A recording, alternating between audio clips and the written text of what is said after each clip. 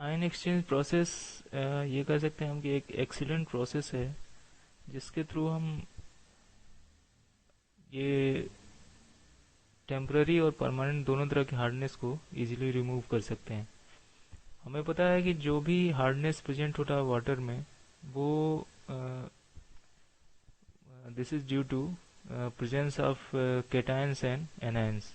अगर इन केटायंस और एनायंस को इंडिविजुअली रिमूव कर दिया जाए तो वाटर हम कह सकते हैं कि प्योर सॉफ्ट वाटर में कन्वर्ट किया जा सकता है।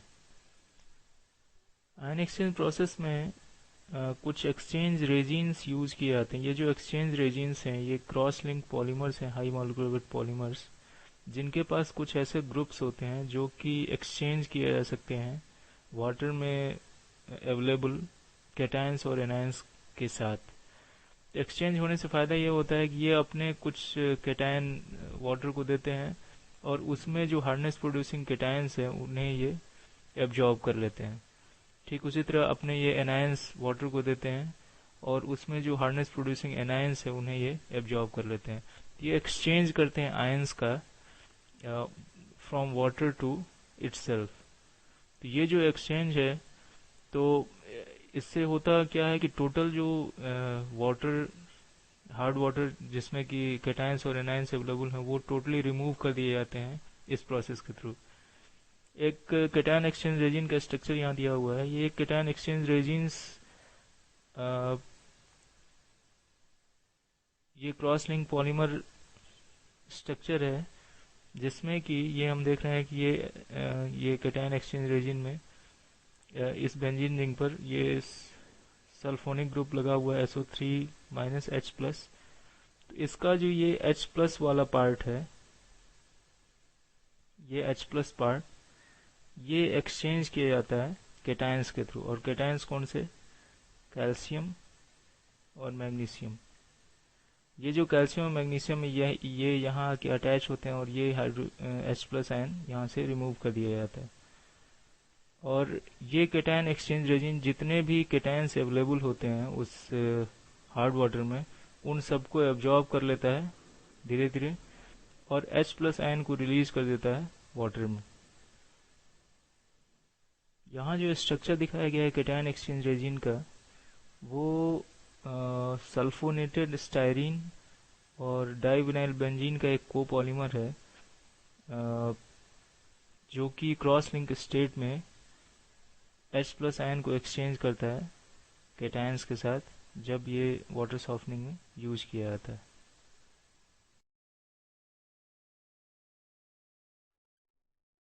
ये स्ट्रक्चर है एक एनायन एक्सचेंज रेजिन का जिसमें हाइड्रोक्सिल आयन्स अवेलेबल हैं जो कि एक्सचेंज किए जाते हैं जितने भी हार्डनेस प्रोड्यूसिंग एनायंस हैं वाटर में अवेलेबल, जैसे बाइकार्बोनेट्स या सल्फेट्स या क्लोराइड्स। तो ये सल्फेट्स क्लोराइड ये जो एनायंस है ये यहाँ के अटैच होते हैं और ये जो हाइड्रोक्सिल आयन है ये यहाँ से रिमूव कर दिए जाते हैं, ये वाटर को मिल जाते हैं। तो इन केसेज में ये जो रिमूवल होता है वो हाइड्रोक्सिल आयन का होता है और एब्जॉर्प्शन जो होता है वो हार्डनेस प्रोड्यूसिंग जो भी एनायंस हैं वहाँ अवेलेबल उनका होता है। तो ये एक एक्सचेंज रेजिन है जिसने कि जितने भी एनायंस प्रेजेंट हार्डनेस प्रोड्यूसिंग उनको एक्सचेंज करके एब्जॉर्ब कर लिया।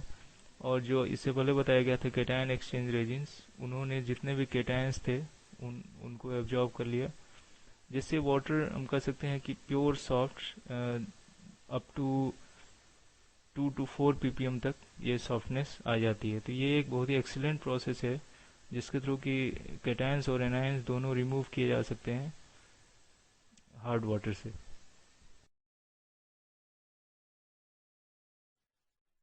ये डायग्राम है एक आयन एक्सचेंजर का जिसमें कि कैटायन और एनायन दोनों तरह के एक्सचेंजर लगे हुए हैं।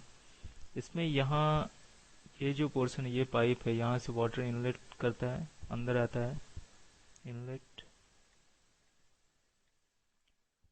और ये जो वाटर है ये धीरे धीरे इस ये जो कैटायन एक्सचेंज बेड है इस सिलेंडर में इसमें आके पूरी तरह फैलता है ये वाटर और इसके थ्रू, इस कैटायन एक्सचेंज बेड के थ्रू ये पास करता है। जब ये पास करता है कैटायन एक्सचेंज बेड के थ्रू, तो यहाँ पर एक्सचेंज रिएक्शंस होते हैं, और ये जो एक्सचेंज रिएक्शंस हैं वो हम रिप्रेजेंट कर सकते हैं कि ये 2R H plus plus Mg+2 और Ca+2, ये एच आर जो है ये रिप्रेजेंट करता है उस रेजिन को, और H प्लस वो आयन है जो कि एक्सचेंज किया जा रहा है ड्यूरिंग रिएक्शन। तो ये कैल्शियम मैग्नीशियम आयन यहाँ आके अटैच होगा और ये H प्लस आयन रिमूव कर दिया जाएगा यहाँ से। तो इससे जो कंपाउंड बनेगा वो होगा R2Mg+2 प्लस 2H प्लस। तो ये जो 2H प्लस है, ये हाइड्रोजन आयन, ये जो वाटर यहाँ से छन के बाहर निकल रहा है उसमें अवेलेबल हो जाता है। इसके अलावा जो भी एनायंस थे इस हार्ड वाटर में, वो सभी एनायंस भी, जैसे क्लोराइड आयन, सल्फेट आयन और बाइकार्बोनेट आयन, ये सभी आयंस यहाँ अवेलेबल रहते हैं, और ये इस पंप के थ्रू फिर एनायन एक्सचेंजर में भेज दिए जाते हैं। अब यहाँ एनायन एक्सचेंजर में ये एनायन एक्सचेंज बेड पे फैलता है कंप्लीट, और इसके थ्रू जब वो पास करता है एनायन एक्सचेंज बेड के थ्रू, तो इसमें जितने भी एनायंस हैं वो रिमूव कर दिए जाते हैं बाय द रिएक्शन। ये हम ले सकते हैं एक representative reaction, 2R OH minus plus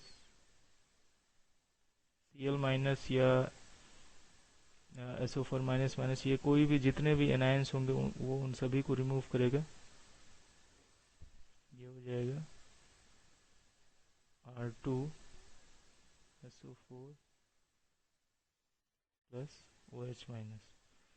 तो यहाँ से जो वाटर पास होके बाहर निकलेगा इस बेड के थ्रू, उसमें OH माइनस होंगे, और जितने भी केटायंस थे वो तो केटायन एक्सचेंज रेजिन जो बेड था उसने रिमूव कर दिया, तो OH माइनस यहाँ बचा हुआ है,